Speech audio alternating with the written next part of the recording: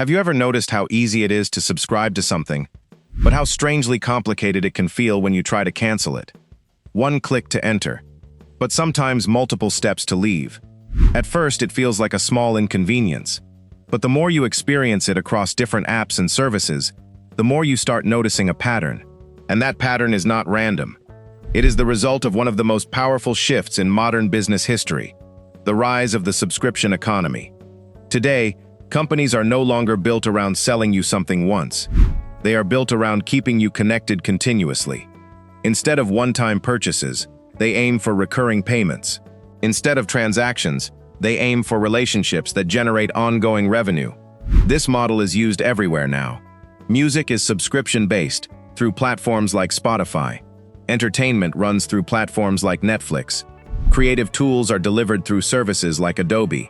Even cloud storage, fitness apps, and learning platforms operate on the same principle.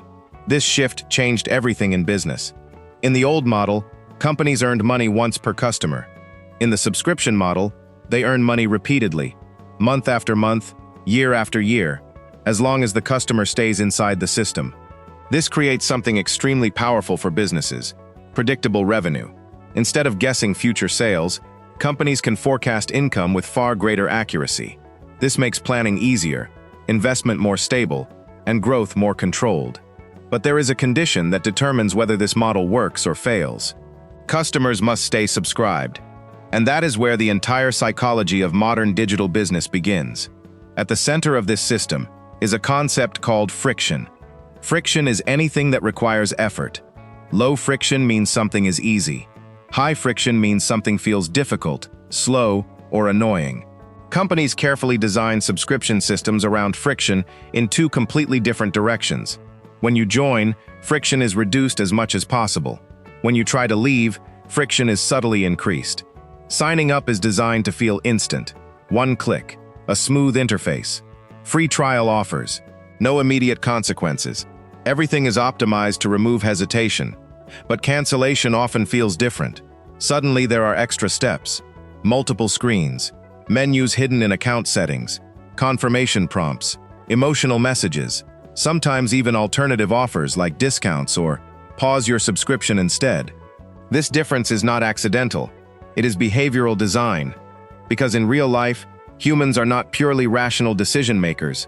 We are influenced by effort, timing, distraction, and emotion. Even small obstacles can change outcomes. This is where behavioral economics enters business design. Humans naturally avoid effort. The brain prefers the path of least resistance. This is not laziness in a moral sense.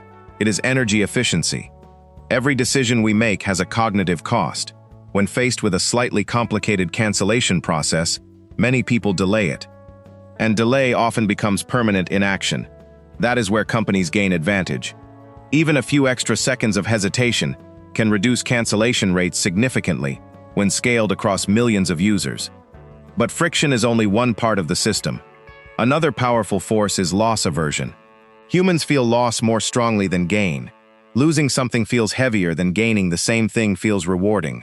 For example, losing $10 feels more painful than gaining $10 feels satisfying. Companies use this psychological pattern very carefully during cancellation attempts. When you try to leave a service, you may be reminded of what you will lose. You will lose access to premium features. You will lose saved data. You will lose your personalized experience. You will miss exclusive content. These messages are not just information. They are emotional triggers designed to activate hesitation. They shift your mindset from logical evaluation to emotional uncertainty. And when emotion enters the decision, people often pause. That pause is valuable in subscription systems, because once you pause, even briefly, inertia takes over. Inertia means staying in the same state, because changing requires effort. Even when leaving a subscription saves money, the act of canceling feels like a task. It is something to be done later. But later often becomes tomorrow, and tomorrow becomes next week. During that time, automatic payments continue. Companies understand this gap between intention and action extremely well. That gap is where revenue quietly continues. This is also where free trials become powerful. Free trials feel risk-free. You try a service without immediate payment, which lowers psychological barriers. But free trials also introduce a timing mechanism. After a set period, billing begins automatically, unless you actively cancel. The success of this system depends on a simple reality of modern life: distraction. People forget, people delay, people lose track of dates, and companies design around that reality, not against it. This is why subscription systems are not just business models. They are behavioral systems, built on human attention, memory, and routine. And over time, they evolve into something even more powerful: habit formation. Companies aim to turn their services into habits, because habits do not require decision-making. You do not think about habits, you simply repeat them. Music becomes part of your daily routine. Streaming becomes your evening default. Software becomes your work environment. Once something becomes a habit, it stops feeling optional. And when something feels like a habit, cancellation feels like breaking part of your life structure. Humans resist breaking routines because routines reduce mental effort. They simplify life. So even when a subscription is no longer fully useful, people continue it because stopping feels like effort. This is where the concept of lifetime value becomes central. In modern business, the goal is not just to acquire customers, it is to maximize how much value each customer generates over time. A single customer may only bring a small monthly payment, but over months or years, that value accumulates significantly. This shifts the entire strategy of companies. Instead of focusing on one-time sales, they focus on retention, keeping customers for longer periods of time. Even small improvements in retention have massive financial impact. Imagine a platform with 10 million users. If just 5% more users stay subscribed for an additional month, that can translate into hundreds of thousands or even millions in extra revenue without acquiring a single new customer. That is why retention optimization is one of the most important areas in subscription-based businesses. From a system perspective, cancellation is not just an action.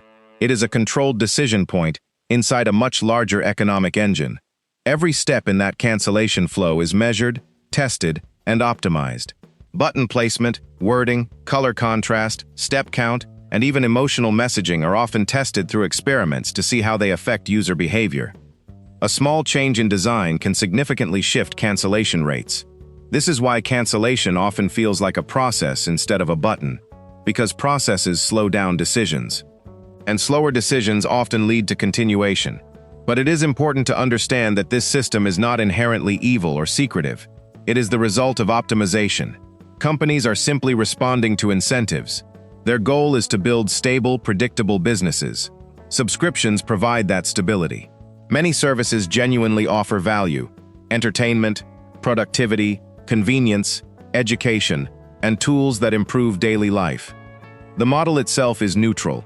What matters is how it is designed and how consciously users engage with it. At a deeper level, this entire system reflects a shift in modern capitalism. Businesses are no longer built around ownership. They are built around access. You do not buy software anymore. You access it. You do not own entertainment. You subscribe to it. You do not purchase a service once. You continuously participate in it. This creates a constant relationship between user and company. And that relationship is where psychology becomes business strategy. Because modern systems are not just built for transactions, they are built for behavior. They respond to how people think, how they delay decisions, how they respond to emotional cues, and how they form habits. Once you understand this, you begin to see that cancellation is not just a technical process. It is a behavioral checkpoint inside a carefully designed system of engagement. And awareness changes everything. You start noticing what you are subscribed to. You become more intentional about free trials. You check recurring payments more often. You question whether you are using services enough to justify them. You shift from passive participation to active decision-making. Even small awareness creates financial control. So the real question is not only why companies make cancellation harder than subscription. The deeper question is how many parts of modern digital life are designed to favor continuation over conscious choice. And once you see that clearly, you stop viewing subscriptions as isolated apps or services. You start seeing them as part of a larger system built around attention, habit, and inertia. A system where the easiest action is to continue, and the hardest action is to leave. Not because leaving is complicated in itself, but because modern design understands something fundamental about human nature. The less we think, the longer we stay. Thanks for watching. Don't forget to like and subscribe to our YouTube channel.